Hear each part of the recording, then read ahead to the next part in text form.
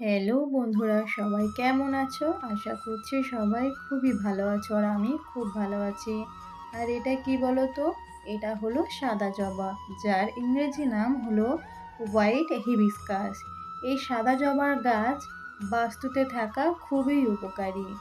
আর তোমরা দেখতেই পাচ্ছ এই সাদা জবা ফুল গাছটা কতটা ছোট, তবুও দেখো কত সুন্দর একটা ফুল হয়েছে।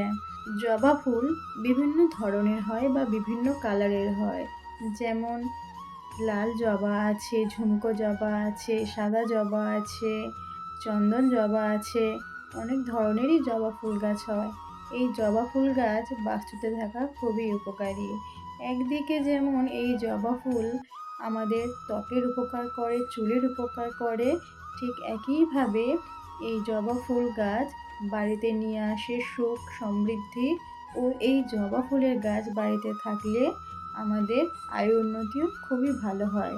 আর মা লক্ষ্মীরও এই জবা ফুল মানে এই সাদা জবা খুবই পছন্দের। তো আমি সবাইকে বলবো এই সাদা ফুলের গাছ বাড়িতে রাখতে ও মা লক্ষ্মীর পায়ে এই সাদা ফুলকে অর্পণ করার জন্য।